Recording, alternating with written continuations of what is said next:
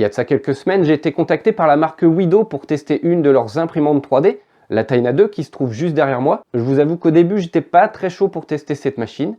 Et puis en regardant quelques reviews, je me suis dit que c'était peut-être pas une mauvaise idée. Salut, c'est Ludo, bienvenue sur la chaîne et bienvenue dans cette nouvelle vidéo. On va commencer par déballer la machine et on peut voir qu'elle est dans un emballage qu'on n'a pas l'habitude de voir, ou très rarement en tout cas, sur des imprimantes 3D. Pour la simple et bonne raison, c'est que cette imprimante est distribuée dans une grande surface. Vous pouvez notamment la retrouver chez Carrefour. Alors à l'intérieur du paquet, on va retrouver un peu d'outillage et de pièces détachées. On fera le détail un peu plus tard. Une bobine de 90 grammes seulement de filament. Alors dans une pochette, on retrouve des petits stickers de surface d'impression qui vous permettront donc de changer votre surface d'impression. Si jamais vous l'abîmez, alors ce sont des surfaces d'impression de type bande de masquage. On y retrouve aussi un petit guide de démarrage rapide et un manuel qui est très bien fait, tout en français, de 60 pages environ, qui vous explique comment utiliser l'imprimante et le slicer. On va maintenant accéder à l'imprimante. On peut voir qu'elle est très bien emballée, en plus du carton. Elle se retrouve dans une petite coquille aussi en carton qui permet de la protéger. Et puis, elle est aussi emballée dans un petit sac plastique qu'on va tout de suite déballer.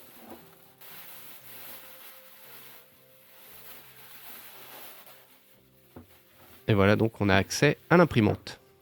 Pour ce qui est des accessoires livrés avec cette imprimante Wido Taina 2, on y retrouvera donc le bloc d'alimentation en 12 volts, une bobine de 90 grammes, comme je vous l'ai dit, de filament blanc, le manuel d'utilisation et des feuilles de rechange pour pouvoir changer la surface d'impression.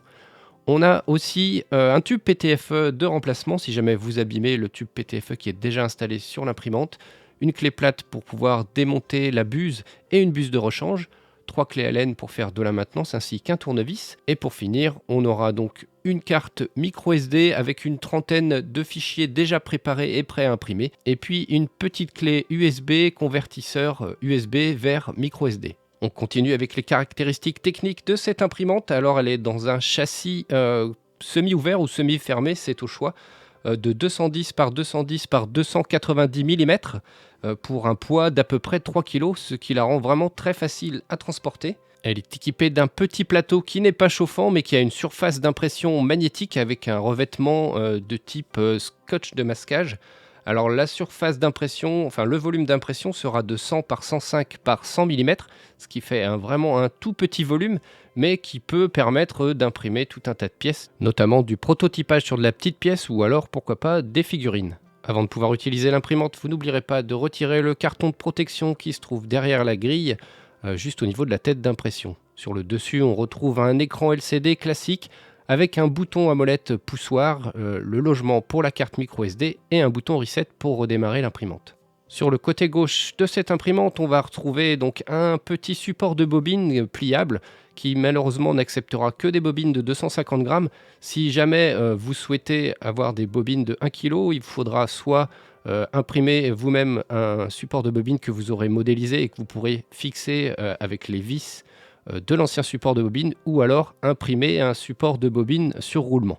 On retrouve aussi à côté de ce support de bobine l'extrudeur qui est en plastique mais qui fonctionne pour le moment très bien. Sous l'imprimante, on retrouvera deux moteurs NEMA 17, un pour le plateau, donc pour l'axe Y, et un pour l'axe Z. La particularité qu'on peut voir sur le câblage des moteurs, c'est qu'ils sont équipés de Tor pour éviter les perturbations électriques sur la commande des moteurs. En haut à gauche, à l'intérieur du châssis, on retrouve un autre moteur NEMA 17 qui est celui de l'extrudeur. Alors comme c'est un moteur standard, vous pourrez facilement changer l'extrudeur qui est en plastique si vous voulez en mettre un plus solide ou plus performant. On retrouve aussi donc à l'intérieur une carte mère propriétaire. On voit qu'il reste un peu de place si jamais vous voulez rajouter des options, mais vous ne pourrez pas faire vraiment quelque chose d'extraordinaire. En zoomant un peu, on peut voir que le microcontrôleur est un Atmega 2560, donc le même qui équipe les Arduino. Ce sera donc un microcontrôleur en 8 bits. Pour ce qui est de l'axe Z, on aperçoit la tige trapézoïdale qui va permettre de monter donc la tête sur l'axe Z, et le guidage se fera donc par tige lisse et roulement. On aperçoit aussi le capteur de nivellement automatique qui est un capteur soit inductif, soit capacitif, qui va donc détecter les pièces de métal pour faire l'auto-nivellement. Et puis on aperçoit aussi le corps de chauffe avec la buse. On peut voir que le corps de chauffe est isolé avec de la laine de céramique et du Kapton. On aperçoit aussi cette grille ou barrière de protection juste devant la tête qui évitera de mettre les mains et de se brûler, ce qui fait de cette imprimante une machine idéale pour les enfants pour se lancer dans l'impression 3D. Sur le côté droit, on retrouvera le port USB et le connecteur d'alimentation. Au niveau de la tête, on peut donc apercevoir le hot-end, le capteur de nivellement automatique, le ventilateur donc qui va refroidir le hot-end, mais on voit qu'il n'y a pas de ventilateur pour refroidir l'impression. Et ça, on va voir que ça peut être un peu problématique sur la qualité d'impression et puis sur aussi les vitesses d'impression. Mais j'ai déjà pu voir sur Thingiverse que certains d'entre vous avaient déjà modélisé un système de ventilation pour les impressions. Si je le retrouve, je vous mettrai un lien dans la description. Enfin, en bas de la machine, on va retrouver 2 étiquettes avec les caractéristiques techniques de la machine. Et une chose importante, le marquage CE, et ça je vous assure que c'est important, ça permet d'être sûr de pouvoir utiliser cette machine en sécurité. Et si vous avez déjà une imprimante, je vous invite à aller vérifier sur vos imprimantes, mais le nombre de machines qui possèdent aujourd'hui un marquage CE est vraiment très limité. On va maintenant passer au test de l'imprimante. Pour commencer, il faudra installer le tube PTFE sur l'extrudeur, puis insérer le filament dans ce même extrudeur. Vous actionnez la molette à la main et puis vous rentrez le filament bien droit et biseauté juste à l'entrée de l'extrudeur. Vous le voyez passer, vous devez le voir passer juste à l'entrée du tube Bowden. Pas besoin de l'emmener jusqu'à la buse parce que sinon la machine va purger toute la longueur du tube Bowden jusqu'à la buse. Alors que là, elle va entraîner le filament tout seul jusqu'à la buse et puis purger une certaine longueur. Donc vous allez après dans le menu préparer, charger le filament, la machine va préchauffer. Et une fois que ce sera fait, vous recliquez sur charger le filament et vous pouvez entendre un petit bip, l'imprimante vous prévient quand le filament est prêt à être chargé. Donc le filament est inséré dans le tube jusqu'à la buse et ensuite on va avoir une petite purge. Une fois que ce sera terminé, soit vous purgez plus, soit vous faites sur continuer et la machine sera prête à être utilisée. On va maintenant insérer la carte micro SD pour imprimer une première pièce. Pour ça, vous allez aller dans le menu imprimer 2 SD et vous allez voir la trentaine de fichiers G-code déjà préparés par la marque. Alors j'ai cru voir bateau, je pense que c'est le Benchy. On va commencer par imprimer celui-ci. Voilà, et là vous avez un détail, j'avais jamais vu ça avant, alors je ne sais pas sur quel paramètre il faut activer dans Marlin, mais je vais me renseigner. On a donc le détail du fichier G-code avec la hauteur de couche, la densité de remplissage, le matériau utilisé, la quantité de matériau et la température à laquelle on va imprimer. On passe donc sur impression, et donc là la machine va faire un auto-level avec son capteur capacitif ou inductif sur 3 points. Et ensuite elle va lancer l'impression.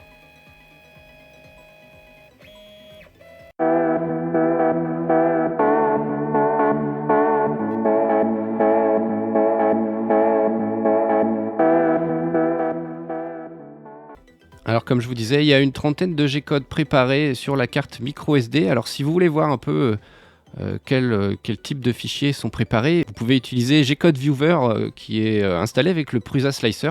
Je pense que vous pouvez l'installer seul sans installer Prusa Slicer si vous ne voulez pas l'utiliser. Donc on va regarder un peu ce qu'il y a. Je ne vais pas tous les faire, mais voilà, avec cet utilitaire G-code Viewer de Prusa Slicer, vous allez pouvoir voir quels fichiers sont préparés et puis imprimer celui que vous souhaitez si jamais vous ne voulez pas commencer par imprimer des pièces que vous avez slicées vous-même. On va maintenant passer sur le logiciel de tranchage fourni par Wido qui est le WeBuilder. Alors c'est un logiciel de tranchage qui est assez simple. Donc on va prendre un premier fichier qui est un petit fichier de test. Et là on va aller sur les paramètres de tranchage. Donc le mode standard, rapide, vitesse, voilà, ça va changer la hauteur de couche et la vitesse. Donc standard, on est en 0,2 à 40 mm par seconde. Ensuite, on peut modifier tous les paramètres quand on est en mode basique. Et on a donc le fond de panier donc, qui correspond à la première couche ou à la croche. Donc fond de panier à 0, on n'a rien. La pièce va être imprimée directement sur le plateau. Si on fait un fond de panier en rembourrage, on va avoir un radeau sous l'impression, ce qui va peut-être permettre d'avoir une meilleure accroche. On a pu voir que tous les modèles était fait avec un radeau sur les modèles proposés par Wido. Là, on va passer à frange. Donc là, on a une bordure, brime sur Cura, ou brume en anglais. Et puis, quand on passe sur le mode ligne, on va voir ça correspond en fait à la jupe. Donc voilà, vous pourrez choisir en fonction de vos affinités quel type de fond de panier, comme ils disent, vous voulez choisir. Moi, je vais remettre en mode radeau pour être sûr que ça va bien s'imprimer.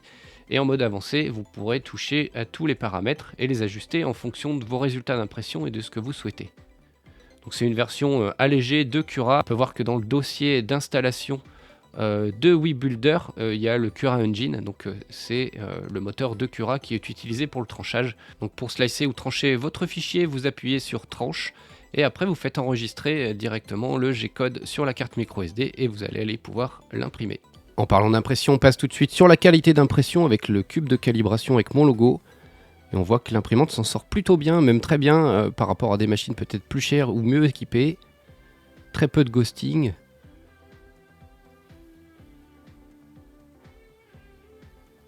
Pas de sous-extrusion sur la couche supérieure. Et un radeau qui se retire vraiment très facilement. On passe maintenant sur le Benchy. On peut dire que la qualité est correcte. Alors on voit qu'il y a pas mal de fils d'ange. Alors ça, c'est probablement dû peut-être un réglage de l'extrudeur à faire, mais surtout sur le manque de ventilation sur l'impression.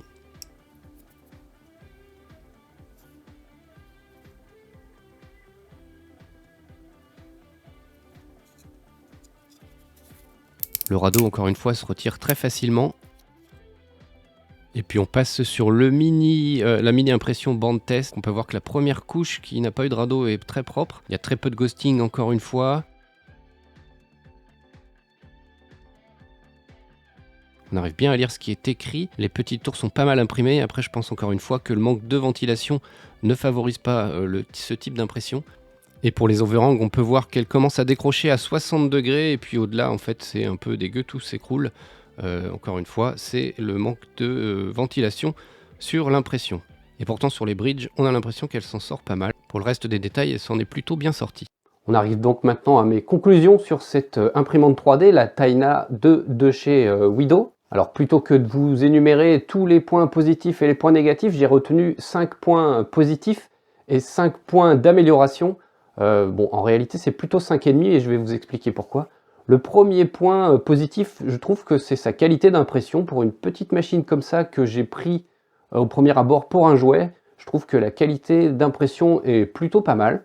Alors vous avez vu que le manque de ventilation fait qu'elle s'en sort pas très bien au niveau des overhangs, mais avec des supports, vous pourrez régler le problème. Second point positif, le côté plug and play de l'imprimante et sa rapidité de mise en œuvre. Vous avez vu qu'une fois sorti du carton, on a juste à installer le tube PTFE, insérer le filament, brancher la machine et c'est parti pour votre première impression. Et ça, c'est vraiment quelque chose de très appréciable.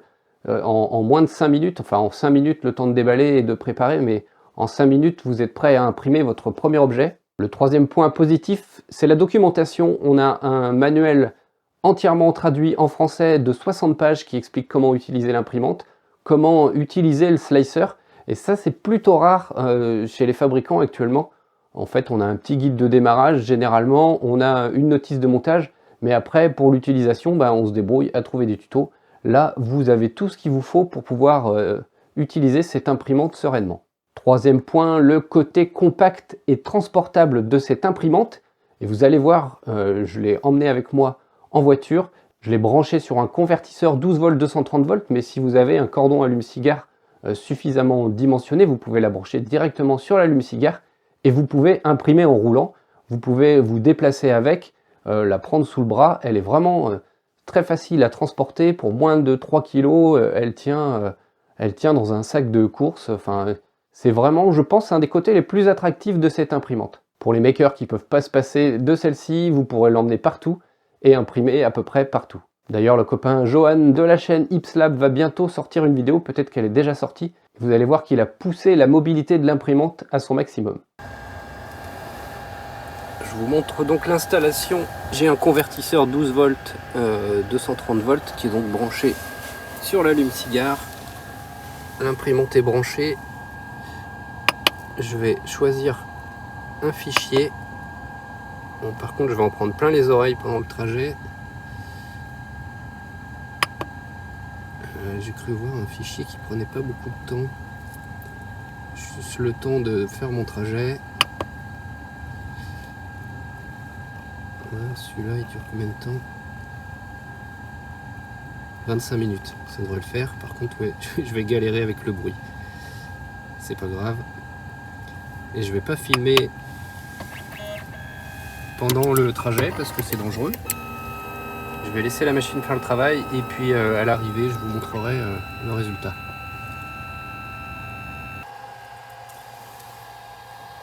Bon, voilà, je viens d'arriver, l'impression est terminée. Hop, je vais détacher la ceinture de sécurité pour voir un peu mieux. Voilà, alors c'est imprimé en tout cas, ça n'a pas l'air d'avoir trop bougé. Le mieux c'est que je récupère tout ça, je range et puis on fait le point dans le labo. A tout de suite. De retour à l'atelier, on va voir donc le résultat de l'impression. Moi je distingue pas de décalage de couche, ça veut dire que même avec les secousses de la voiture, elle s'en est plutôt bien sortie. En fait la qualité d'impression est la même que quand elle est dans le bureau. Et pour le bruit, bah, finalement ça a été plutôt confortable puisque elle fait quand même moins de bruit que la voiture et puis avec la radio, ça a couvert aussi le bruit de l'impression. Par contre j'ai dû rouler la fenêtre ouverte à cause des odeurs et je vous avoue que j'ai eu un petit peu froid. Allez, on se retrouve tout de suite pour la suite des points positifs. Je crois que je me suis un peu embrouillé, ça devait être le 4e point, donc on va parler maintenant du 5e point positif de cette imprimante, c'est l'aspect sécuritaire. Moi je trouve que cette imprimante, elle est idéale pour un enfant pour débuter dans l'impression 3D. Vous avez vu la petite grille qui se trouve juste devant la buse pour éviter de se brûler en y mettant les doigts. Alors vous ne pourrez pas empêcher un gamin de se coincer les doigts s'il met le doigt sous la buse. Mais en tout cas, tout est fait pour qu'elle puisse être utilisée en sécurité.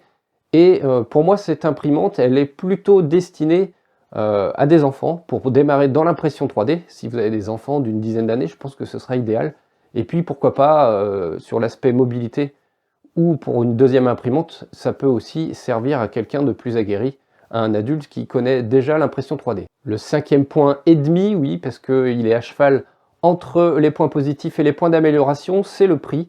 On la trouve actuellement à 150 € chez Carrefour. Alors à ce prix-là, 150 €, moi j'hésiterais. Il y a des machines qui sont beaucoup mieux équipées et avec un volume d'impression plus grand pour 150 €. Maintenant, j'ai entendu, alors je sais que les frères Poulain ont fait une vidéo sur cette imprimante où ils disent qu'elle a été trouvée à 75 €, voire même à 45 € chez Carrefour. Et là, honnêtement, pour moins de 100 €, eh ben, je vous invite à franchir le pas et à tester cette machine. Par contre, 150 €, je trouve que le prix est un peu excessif. D'ailleurs, je me dis que si Carrefour est capable de la vendre à 75, voire 45 si c'est avéré, ça veut dire que la marge à 150 €, elle est plutôt confortable. Donc voilà, cette machine à 150 € pour moi c'est un peu cher. En dessous de 100 €, eh ben, je pense que ça vaut le coup d'y aller. On passe maintenant au point d'amélioration. Le premier, c'est qu'il n'y a pas de ventilation.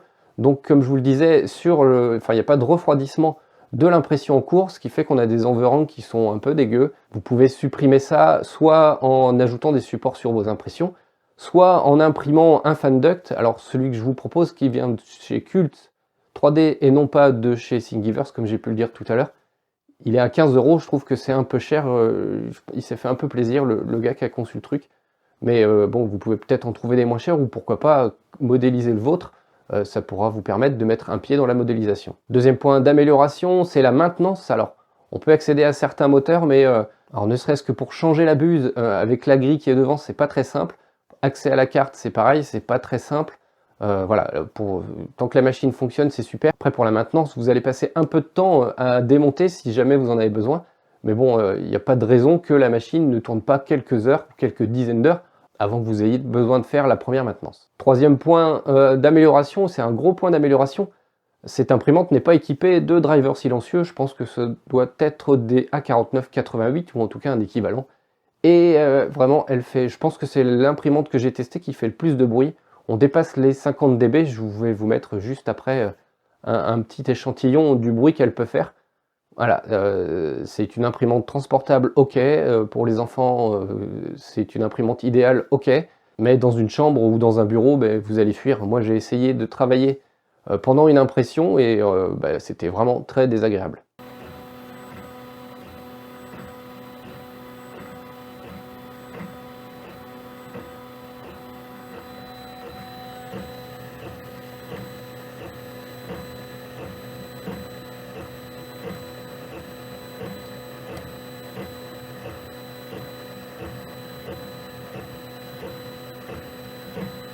Quatrième point d'amélioration, je vous ai mis un lien Thingiverse, c'est le support de bobine qui n'est pas capable de supporter des bobines au-delà de 250 grammes.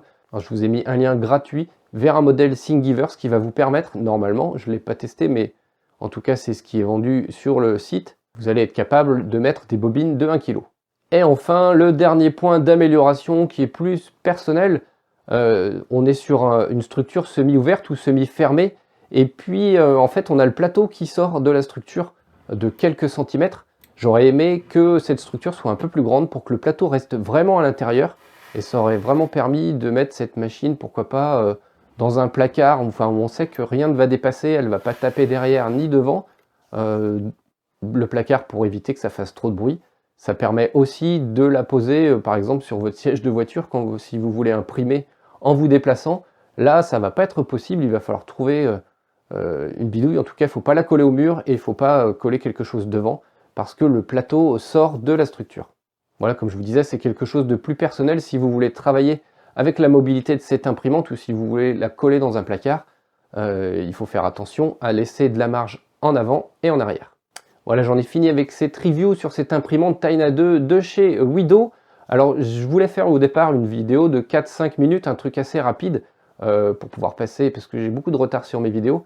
Mais en fait, j'y arrive pas pour la simple et bonne raison que j'ai envie d'être le plus exhaustif possible et de vous montrer un peu comment la machine est faite, ce qu'il y a à l'intérieur, comment on y accède, et puis ses points forts et ses points faibles. Voilà, et ça demande plus de temps que 4 ou 5 minutes. Voilà, c'est comme ça, il faut que je m'y habitue. Je pourrais pas sortir une vidéo toutes les semaines, tous les 10 jours, 15 jours, ça sera le maximum. Mais en tout cas, ce que j'ai envie, c'est de vraiment vous partager l'expérience complète sur cette machine.